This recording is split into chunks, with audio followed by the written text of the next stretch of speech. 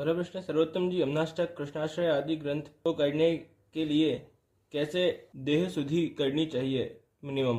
क्योंकि मैं पहले अपुष्ट स्वरूप चित्र जी की सेवा करता था, फिर लॉकडाउन में घर आया तो दादी ने पुष्ट लालन स्वरूप की सेवा करती थी। उनकी सेवा में रीत और प्रभु का महात्म्य पुष्ट मार्ग से पृथक नजर आने पर दादी जी को सब बताने का किया। वैसे वही बड़ी है पर रहा नहीं गया। फिर थोड़ा रीत प्रमाण से होने लगा और मैं सेवा करने लगा। जब मुझे टाइम मिला, अब मैंने सेवा की आज्ञा तो ली नहीं थी, तो सेवा कृतिर गुरु आज्ञा से गुरुजी को पूछा कि क्या मैं सेवा कर सकता हूँ? तो आप श्री ने पूछा कि घर में सखड़ी की आज्ञा कब मिली? क्या कुआं आदि का जल से करते हो या क्या चूल्हा पर करते हो? तब कहा नहीं। तब मैंने बताया कि दादी को उनके रिलेटिव ने स्वरूप किसी बालक से पुष्ट करवाए थे और पधराए थे, और ये भी नहीं पूछा कि आज्ञा सखड़ी की है या नहीं, और ना आज ये पता है कि वो बालक कौन है। और पहले तो दादी जी लालजी स्वरूप को लाल मिर्च धरती थी सब्जी में। फिर आगे गुरुजी ने बोला कि ऐसे कुछ पता नहीं है तो मैं कैसे आज्ञा करूं और बाप का भागी बनूं। तो मुझे नाम सेवा को कहा, तो मैं नाम सेवा वही सेवा की जितनी मर्यादा देह संबंधी निभा पाता था उसी भाव से करता हूँ। और 1-1.5 साल बाद सेवा करते करते चित्रजी लालन की तो अब नहीं रहा जाता, पर क्या करें, ऐसे परिस्थिति में सेवा पधराऊं तो प्रभु को श्रम होवे, इससे अच्छा गुरु आज्ञा सबसे उत्तम। और अब तो लाल जी ऐसे घर पधारे हुए हैं जिनके घर कुत्ता है, ना कोई मर्यादा है ना महात्म्य। अब ये प्रभु की लीला है या हमारे दासत्व में कमी?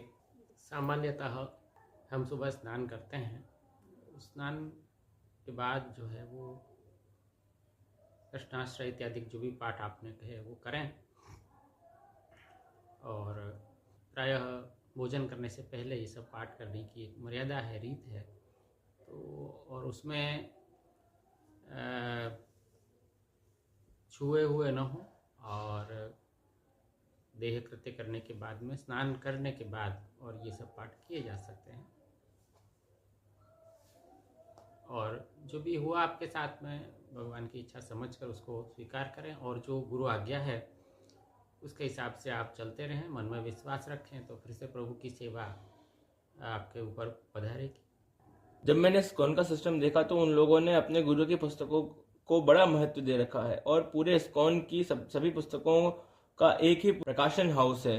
तो यूं तो इंदौर एक मुख्य केंद्र है, पर फिर भी कई अच्छी पुस्तकें निज घरों के निज मंडलों से प्रकाशित होती हैं, और उनको ना तो पता चलता है किसी और घर के वैष्णवों को, ना उन तक पहुंच होती है। तो कितना अद्भुत हो कि अगर पुष्टि मार्ग की सभी पुस्तकें एक ही कॉमन प्रकाशन से आए, वो भी स्टैंडर्ड फ्रंट साइज और पैटर्न में। और उन सब तो पहुंच ऑनलाइन होनी ही चाहिए, ताकि पुस्तक का वांचन करने वाले देख सके कि पुष्टि मार्ग के पुस्तकालयों का सम्मिलित साहित्य तो शायद नंदालय का पुस्तकालय से भी विशाल है। ऐसा आचार्य एवं गुरुवन की कृपा से हो तो समस्त वैष्णव श्रुति को एक ही आश्रय के नीचे सारी पुस्तकें मिल जाएंगी, और उसका लाभ का वर्णन संभव नहीं। ऐसा मेरा मानना है, कोई भूल हो तो दास मान के क्षमा। सही है। संगठन यदि एक साथ यदि सब काम कर रहा है, और एक संगठन के नीचे और एक छत्र के नीचे अगर सारे काम किए जाएं, तो अपेक्षाकृत पृथक काम किए जाने से ज़्यादा परिणाम को और ज़्यादा महत्व को प्राप्त होते हैं। किंतु ऐसा संभव अपने यहाँ नहीं है, क्योंकि सभी आचार्य हैं और सभी अपने अपने ढंग से आचार्य चरणों के सिद्धांतों का प्रचार कर रहे हैं। तो जैसा भी व्यवस्था है पुष्टि मार्ग में वो ठीक है भगवद इच्छा के हिसाब से। हाँ, ये ज़रूर है कि सारे प्रकाशन जो हैं वो ऑनलाइन उपलब्ध हों, और सबकी जानकारी ऑनलाइन एक स्थान पर मिले। इसके लिए निश्चित ही जो है वो पहल करने की आवश्यकता है, और इसके लिए सभी को विचार करने की ज़रूरत है। घर के लोग अन्याश्रय करें तो क्या वो बाकी घर के लोग को बाधक होए? देखो, व्यक्तिगत रूप से यद्यपि मैंने खुद ने अन्याश्रय नहीं किया है, लेकिन क्योंकि दूसरे घर के परिवार के सदस्य अन्याश्रय कर रहे हैं, उनके संग रहने के कारण से कुछ न कुछ जो है वो संग को असर अपने ऊपर पड़ी है, या उनके हाथ को भोजन बनावे भयो यदि अपन लेवें तो भी वाको असर अपने ऊपर पड़ेगा। ठाकुर जी और वल्लभकुल की कृपा से ब्रज में कुछ वैष्णव हैं जिनके साथ सत्संग होता है। उनमें से कुछ वैष्णव बता रहे थे कि उनको अपने स्वरूप का ज्ञान हो गया है। तो क्या ये संभव है? और क्या वल्लभकुल जान सकते हैं कि वैष्णव का लीला में क्या स्वरूप है? प्राचीन बालकों में तो ये सामर्थ्य थी, आधुनिकों का तो पता नहीं है। हाँ, पर भगवान की बड़ी कृपा होती है और साधना जब आगे बढ़ती है तो धीमे धीमे ये सब जो वस्तुएं हैं वो खुलती हैं, ये जरूर है। मेरे घर के परिवारजन अन्याश्रय का मतलब नहीं समझ रहे हैं और दूसरे देवी देवताओं का स्मरण जब करते हैं और मन्नत भी मांगते हैं और मुझे जबरदस्ती करवाते हैं। मैंने कई बार उन्हें समझाने का प्रयास किया पर वो समझते नहीं और प्रभु के सुख का विचार भी नहीं करते, प्रभु को मनोरथ भी नहीं कराने देते। इस स्थिति में मुझे क्या करना उचित है? देखिए, जबरदस्ती तो कोई किसी से अन्याश्रय कैसे करवा सकता है, और मूलतः यदि अवश्य हैं और उनका कहा मानने के लिए आपको मजबूरी है आपकी, तो आप अपने मन से जो है वो कृष्ण का ही आश्रय रखें, शरणागति रखें। हे कृष्ण, मैं आपकी शरण में हूँ, इस परिस्थिति में जो भी उचित हो आप करें, इस तरह की भावना रखें और मन से कम अन्याश्रय न करें। शारीरिक क्रियाओं से यदि अन्याश्रय मजबूरी में करना पड़ता है तो वो एक घर की मजबूरी समझकर प्रभु उसको निश्चित क्षमा करेंगे, बाकी मानसिक अपना दृढ़ आश्रय बनाए रखें। जैसे एक डोल संबंधी प्रश्न हो तो गया, पर उत्तर देखेंगे तो आगे भी काम हो जाएगा। जैसे क्या ये सही है कि अगर प्रभु को इस वर्ष डोल में पधरा के डोल उत्सव का क्रम किया तो ये क्रम हर साल नियम से करना होगा? देखिए, प्रभु भक्त से आशा रखते हैं कि जो क्रम शुरू कर उसने किया है वो आगे भी वो उस भक्त के द्वारा वो क्रम चलता रहे। तो उचित यही है कि आप क्रम शुरू करें तो ये सोच समझ कर करें कि आगे भी ये क्रम हमें चालू रखना है। जैसे हमारे यहाँ झापी जी नहीं मिलती है और कोई वैष्णव भी नहीं है और अभी कुछ कारणवश बाहर जाना है, तो इस स्थिति में प्रभु को कैसे पधराए? अभी मैंने सोचा है कि लकड़ी के बॉक्स में प्रभु की शैया जी लगा के और बाजू में झारी जी और बंटा जी धर के प्रभु को पधराए, तो क्या ये उचित है? देखिए, यथा देहे तथा देवे, अर्थात जैसे हमको गर्मी सर्दी इत्यादि में सुख दुख का अनुभव होता है, वैसे ही हमारे प्रभु भी हैं।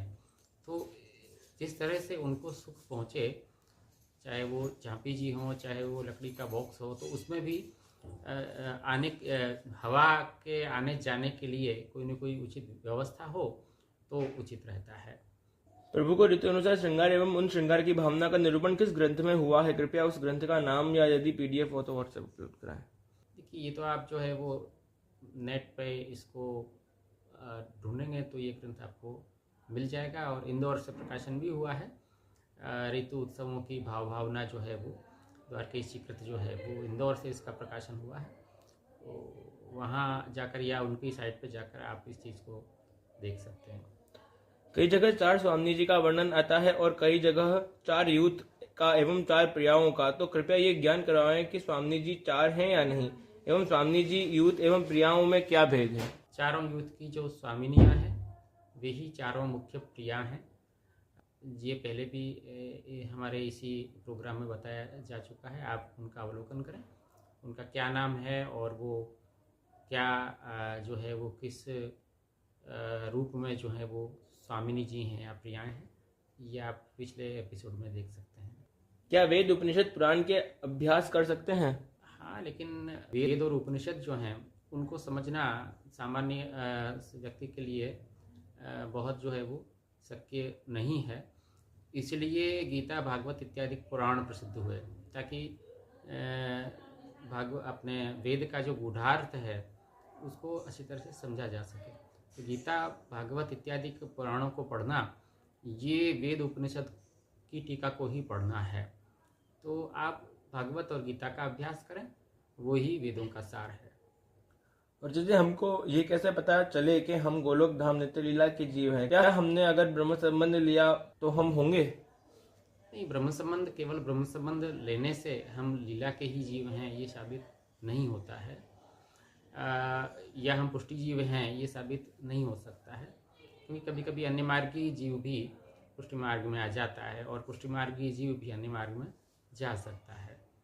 हाँ, किंतु महाप्रभु जी ने ये जरूर कहा है कि पुष्टि सिद्धांत में प्रीति, पुष्टि प्रभु में प्रीति हो तो निश्चित ये पुष्टि जीव है और उसको पुष्टि फल की तरफ आगे जाना है, ये निश्चित किया जा सकता है उसकी रुचि को देखकर, सेवा कथा इत्यादि में। क्या वास्तुशास्त्र में मानना चाहिए? हाँ बिल्कुल, वास्तुशास्त्र भी एक प्राचीन अपने यहाँ का शास्त्र है। इसमें ग्रह संबंधी सारी स्थितियों का विधान है, किस कोण में ग्रह के किस भाग को रसोई घर है या बाह्य भाग है या चौक है। परंतु आजकल के फ्लैट उस हिसाब से बनाए भी नहीं जाते हैं, लेकिन फिर भी ठीक है, जहाँ तक जितना हो सके हम वास्तुशास्त्र को आदर देते हुए अपना घर बनाएं तो ठीक है। वैष्णव लीला में पहुंच जाए तो क्या उनके पीछे माला पहनानी करानी जरूरी है? देखिए, अनिवार्य तो ये नहीं है, लेकिन परंपरा से जहाँ चल रही है वहाँ यदि वो करते रहें तो उचित बात है, क्योंकि जो परंपरा हमारे बड़ों ने आरंभ की है वहाँ पर वो परंपरा यदि चालू रखी जाए तो मेरा मानना है कि वो ठीक है। बाकी ये कोई अनिवार्य कृत्य है ऐसा किसी सिद्धांत ग्रंथ में हमें पढ़ने को तो नहीं मिलता। क्या आप हम श्रीनाथ जी के तीनों स्वरूप नागदमन बड़ौदा में, देवदमन असद्वारा में और इंद्रदमन उज्जैन में के बारे में बता सकते हैं? क्या ये तीनों स्वरूप एक साथ ही प्रकट हुए थे गिरिराज से? इन तीनों में भेद क्या है? देखिए, श्रीनाथ जी का जब श्रीनाथ जी का प्रागट्य हुआ था श्री गिरिराज पर्वत में से, तो वहाँ ये कहा गया है मूल पुरुष में कि इंद्रनाग जो देव दमन सो मेरो नाम कहा वही। तो मतलब मेरे ही ये तीनों नाम हैं, मैं ही इंद्र दमन हूँ, नाग दमन हूँ और देव दमन हूँ। और निजवार्ता में भी इसी प्रकार का उल्लेख मिलता है कि झारखंड में श्री आचार्य चरण को श्रीनाथ जी ने आज्ञा दी कि मैं गिरिराज पर्वत पर हूँ और मेरा ही नाम नागदमन, देवदमन और इंद्रदमन है, तो वहाँ से आपका प्रागट्य हुआ। इस तरह का उल्लेख जो है वो मिलता है। फिर जैसे आपने कहा कि ये स्वरूप यहाँ वर्तमान में इन स्थानों पर विराजते हैं, तो ये जनश्रुति के आधार पर या उन महाराजों के या वैष्णवों के माथे जो ये स्वरूप विराजते हैं उनकी परंपरा के आधार पर ये चीज़ हम समझ सकते हैं कि हाँ ये वो स्वरूप उनके यहाँ पे विराजते हैं कि इंद्रदमन जो है वो, नागदमन जो है उज्जैन में और बड़ौदा में विराजते हैं। बाकी किसी ग्रंथ में मुझे ये पढ़ने को नहीं मिला कि तीनों स्वरूप जो हैं वो श्रीनाथ जी के ऊपर से प्रकट हुआ है। वहाँ तो केवल श्रीनाथ जी के प्रकट होने का उल्लेख मुझे मिला। पुष्टि मार्ग में मेहंदी निषेध क्यों है? मेहंदी का जो रंग होता है और उसकी जो गंध होती है उसके कारण से जो है वो मेहंदी अपने आप पे नहीं आती है। और क्योंकि अपने यहाँ जो है वो हाथ में मेहंदी इसलिए निषिद्ध है कि उस हाथ के द्वारा ही हम प्रभु की सारी क्रियाएं, सेवा की क्रियाएं करते हैं, रसोई इत्यादि भी करते हैं। तो वो जो रंग है वो रंग जो है वो हमारे अंदर कोई अन्यथा भावना उत्पन्न करे, रक्त के समान वो रंग है ऐसा हो जाता है वो रंग। और दूसरी उसकी गंध भी जो है वो इतनी प्रिय नहीं है। इन दो कारणों से ये जो है वो मेहंदी अपने आप में नहीं आती है। स्नान के जल तथा स्मरण के जल में क्या भेद? दोनों का विनियोग कहाँ पर करना चाहिए? दोनों के जल को अपने पेय जल के रूप में इस्तेमाल कर सकते हैं या प्रसादी जल के रूप में इस्तेमाल कर सकते हैं। मैंने 252 वैष्णव वार्ता के 239वें वार्ता में पढ़ा कि गोसाई जी ने तुलसीदास नामक एक बालक को गोद ले लिया और उनको श्री गोपीनाथ प्रभु की स्वरूप सेवा सौंप दिया था। क्या आप गोपीनाथ प्रभु की निधि के बारे में बता सकते हैं? क्या उस निधि से वैष्णवों ब्रह्म संबंध दीक्षा ले सकते हैं? सिंध में वे श्री तुलसीदास जी या लालजी महाराज, इनको आज कहते हैं, आज भी कहते हैं, वे उन्होंने अपना वहाँ मंदिर स्थापित किया था और वहाँ उनकी शिष्य परंपरा भी चली थी। फिर उपद्रव होने के बाद में जब यहाँ पे वो आए हैं अपने सन 47 के आसपास, तो वृंदावन में उन्होंने अपना मंदिर स्थापित किया उनके वंशजों ने। आज भी वृंदावन में स्थापित है और अनेक स्थानों पर उनके वंशज अष्टाक्षर की दीक्षा देते हैं। ब्रह्म संबंध की दीक्षा वहाँ से नहीं मिलती है, परंतु अष्टाक्षर की दीक्षा उन लोगों को देने का श्री गोसाई जी ने अधिकार दिया था। तो आज भी उनके वंशज यत्र तत्र सर्वत्र प्राय हिंदी क्षेत्रों में विद्यमान हैं और अष्टाक्षर की दीक्षा को आज भी वो लोग देते हैं। जब मेरी दीक्षा हरिदास संप्रदाय में हुई है, पर पुष्टि में प्रारंभ से ही रुचि और भाव दोनों हैं। मैं सेवा भी पुष्टि की रीति से ही करूं। कुछ वैष्णव मेरे को कहें कि ये आपकी रीत नहीं, पुष्टि सेवा प्रकार तुम ना करो। मैं क्या करूं, कृपा मार्गदर्शन करें। मेरो मन तो वल्लभ के चरणों में अटक गयो है। यदि आपको ऐसा लग रहा हो कि आप यहाँ के जीव हो, पुष्टि के जीव हो, तो आपको निश्चित ही कोई योग्य गुरु को ग्रहण करके और वल्लभीय दीक्षा लेके ही सारे साधन करने चाहिए। ये उचित है कि भाई जा मार्ग में आपकी निष्ठा है वो मार्ग की दीक्षा आप लेके आगे बढ़ें, तो आप जो है वो ज़्यादा आगे बढ़ पाएंगे। ऐसे कोई आप पुष्टि मार्ग की सेवा कर रहे हो तो कोई मना नहीं है, परंतु आपको यदि तीव्र गति से आगे बढ़ना है तो अपनो गुरु अपनो इष्ट जो है वो एक ही बनाना पड़ेगा। वार्ता जी में आवे के कृष्णदास जी ने गोसाई जी को मंदिर में धारने के लिए मना करी और गोसाई जी को श्रीनाथ जी को विरह भयो। तो इसमें मेरा प्रश्न है कि गोसाई जी के सेव्य स्वरूप तो नवनीत प्रिया जी हैं, तो आप श्री के पास ही हैं, तो फिर आप श्री को श्रीनाथ जी को विरह क्यों भयो? श्रीनाथ जी भी आपके प्रभु हैं। श्रीनाथ जी जो हैं श्री आचार्य चरण के बाद श्री गोसाई जी के माथे पधारे हैं, तो श्रीनाथ जी को भी आपको और श्रीनाथ जी को प्रेम बहुत अद्भुत है, जाको वर्णन गोविंदास ने अपने कीर्तन में किया है और वार्ता में भी आपको उल्लेख मिले ही है।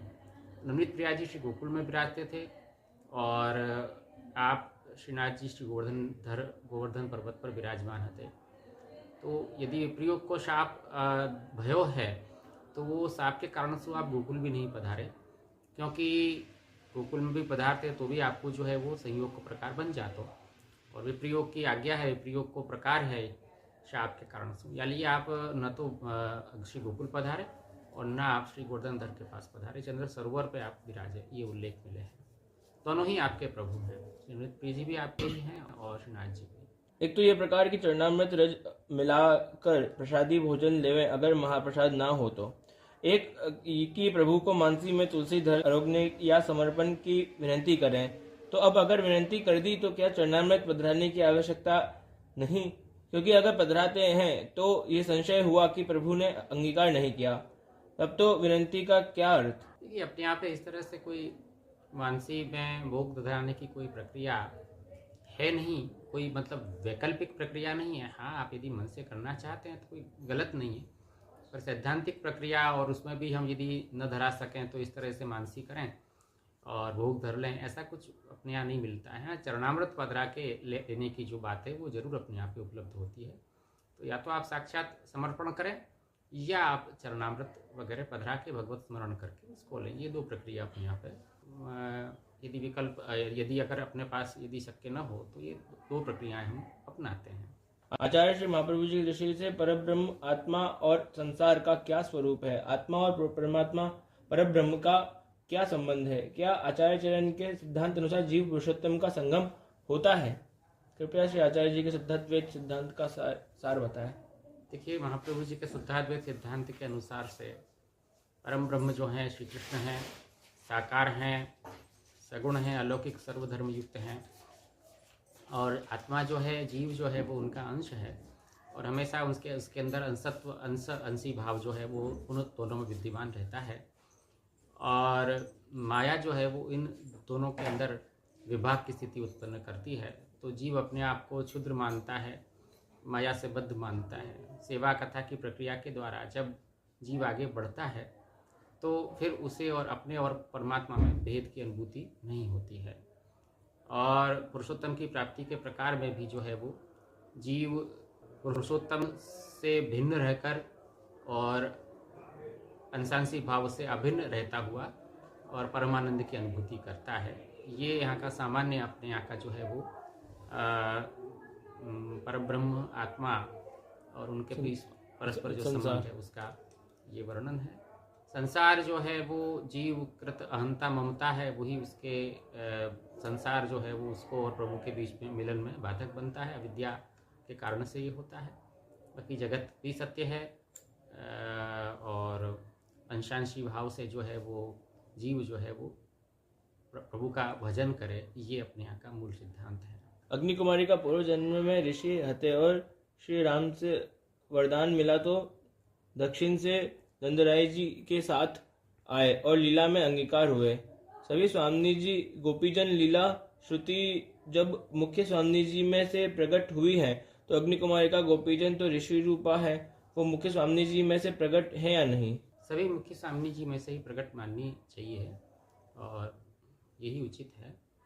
यद्यपि ये सब जो प्रक्रियाएं हैं कि श्रुति रूपाएं हैं, गोप की पत्नियां कुमारिकाएं हैं, उनको उल्लेख ये सब पुराणांतर में और अन्यत्र अपने यहाँ भी मिले हैं कि भाई ये ऋषि हते या ये जो है वो वेद की ऋचाएँ हती, परंतु उनको मूल स्वरूप तो जो है वो अपने लीला में विद्यमान पहले सु हतो, जिनमें ये पुनः अपने जो है वो रूप में लीन हो गई हैं। अर्थात 16,000 कुमारिकान को यूथ पूर्व में सु ही विद्यमान हतो ये मानना पड़ेगा। फिर जो ये 16,000 ऋषि आए वो सारस्वत कल्प में कुमारिका बन के और फिर मूल कुमारिका में जो है वो प्रविष्ट हो गए फल संबंध को प्राप्त करके, ये मानना पड़ेगा। जैसे नंद बाबा यशोदा जी भी जो है वो वसु और धरा के अवतार कहे जाए हैं, तो क्या वसु धरा जब भय तब क्या नंद बाबा यशोदा जी हते नहीं? क्या ऐसा थोड़ी है, वो भी नित्य लीला है। तो वो नित्य लीला होने के नाते मूल जो नंद यशोदा जी हैं उनमें धरा और जो वसु जो नंद यशोदा जी है वो विलीन हो गए, ऐसा ही मानना जैसे उचित है। ऐसे कुमारिका के संदर्भ में भी मोकु में लगे कि ऐसा ही मानना उचित है कि उनको मूल रूप तो पहले से विद्यमान है, तो पुनः वो अपने सारस्वत कल्प के जो रूप है वहाँ में प्रकट होके और पुनः जो है वो स्वामी यीशु प्रकट 16,000 कुमारिका के रूप में विलीन हो गए, ऐसा मानना ज़्यादा उचित रहे।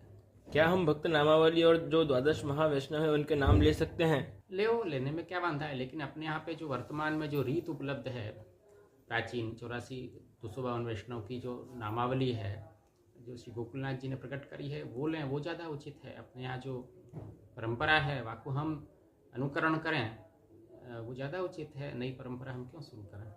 क्या प्रभु मर्यादा मार्गी जीवों पर भी कृपा करते हैं? प्रभु के लिए कोई बंधन नहीं है। प्रभु की पुष्टि जो है वो किसी भी जीव को कृपा जो है वो कर सकती है, उसमें कोई बंधन नहीं है, चाहे मर्यादा हो चाहे प्रवाही हो। क्रोध कैसे कम करें? क्रोध आए तो क्या करें? देखिए, क्रोध जो है वो हमारे अहंकार के कारण से उत्पन्न होता है। हमारा अहंकार कहीं ना कहीं आहत होता है तो हमें क्रोध आता है। यद्यपि एकदम से ये सब क्रोध को दूर करना ये संभव नहीं है, लेकिन आप जब भी क्रोध करें और उसके बाद आप चिंतन अवश्य करें कि हमने ये क्रोध किया, क्यों किया, क्या करना उचित था या नहीं था। तो धीमे धीमे उसके कारण को आप यदि देखते जाएंगे तो आपको लगने लगेगा कि ये उचित नहीं था। तो धीमे धीमे आपके मन में ये बात बैठती जाएगी कि भाई मैं अनुचित क्रोध कर रहा हूँ, मुझे नहीं करना चाहिए। और इस बात को आप धीमे धीमे अपने हृदय में बिठा लेंगे तब आपका क्रोध कम हो जाएगा। अपरस में नाना बालक ने अड़की सकाए? 5 वर्ष तक का जो बालक है वो वाकू बिना कपड़ा पहने और बिना स्नान करवाए भी जो है वो अपरस में छू सके हैं, जब तक वाकू अपने देह को बोध नहीं है तब तक के लिए। जसोला स्त्री पोताना बालक ने अड़के तो बालक नी कंठी बदली वापड़े, चांदीना तरनी कंठी चले। हाँ, वह बालक को या तो दही कंठी पहना दो यदि सूती डोरा हो या पुरानो तो, और नहीं तो चांदी की कंठी भी पहना दो, वो भी ठीक बात है। नंद बाबा की सरनेम क्या थी? नंद बाबा वैश्य कुल में उत्पन्न थे और प्राचीन वर्ण व्यवस्था के हिसाब से ब्राह्मण, क्षत्रिय, वैश्य, शूद्र को सरनेम पुकारने की अलग अलग रीत थी। ब्राह्मण को शर्मा ये पुकारने की रीत थी, वैश्य को जो है वो वर्मा और चतुर्थ वर्ण को दास ये पुकारने की एक सामान्य रीत थी।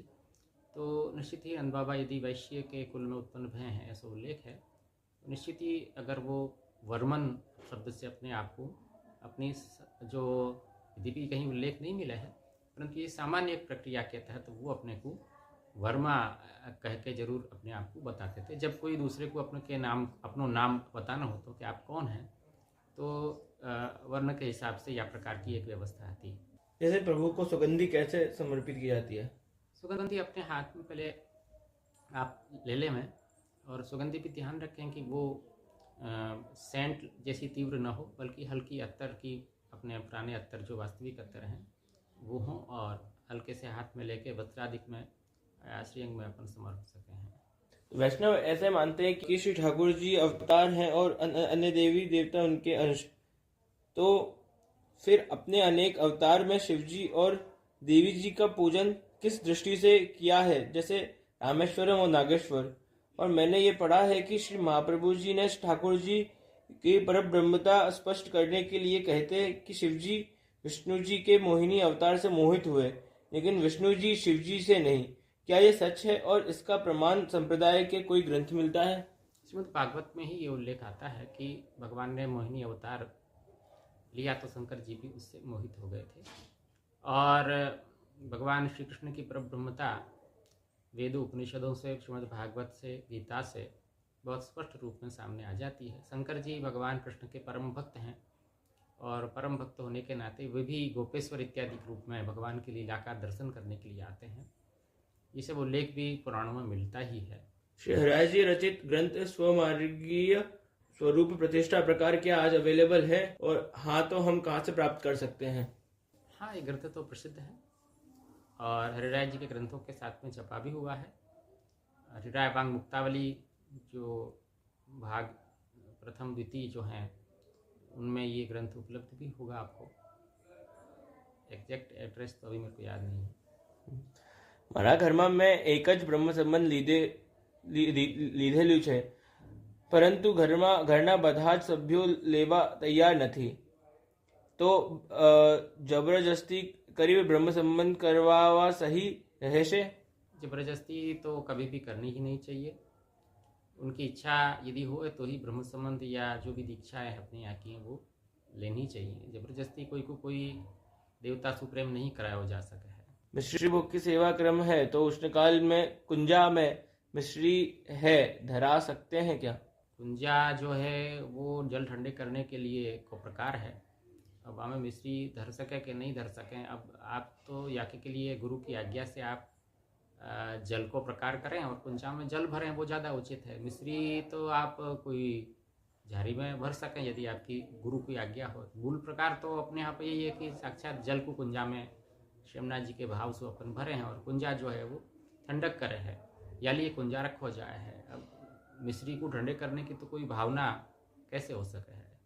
फिर भी आप यदि चाहें हैं तो गुरु से आज्ञा लें, और वे जैसे कहें ऐसे आप करें। पुष्टि मार्ग में श्री राधा जी का स्वरूप की सेवा क्यों नहीं होती, और श्री राधा जी का नाम स्मरण क्यों नहीं किया जाता? क्या जूते पहने हुए अष्टाक्षर बोल सकते हैं मन में भी? हाँ, अष्टाक्षर तो किसी भी अवस्था में मन में उच्चारण कर सकते हैं।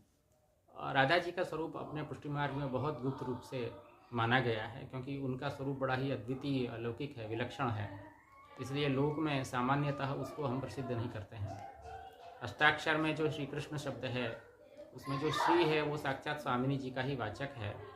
और श्री गोसाई जी ने भी स्वामिनी स्तोत्र, राधा प्रार्थना चतुश्लोकी, स्वामिनी अष्टक इत्यादि जो भी स्तोत्र लिखे हैं उनमें श्री राधा जी का बहुत ही महात्म्य का वर्णन किया गया है। और अपने यहाँ स्वरूप के साथ में भी श्री स्वामिनी जी अर्थात राधा जी को पधराए हुए अनेक स्वरूप विराजते ही हैं। अपने जो निधियाँ हैं उनमें भी, और जो भी आचार्य और उनके शिष्यों के यहाँ जो ठाकुर विराजते हैं उनमें भी श्री राधा जी के संग में मदन मोहन लाल की सेवा होती ही है।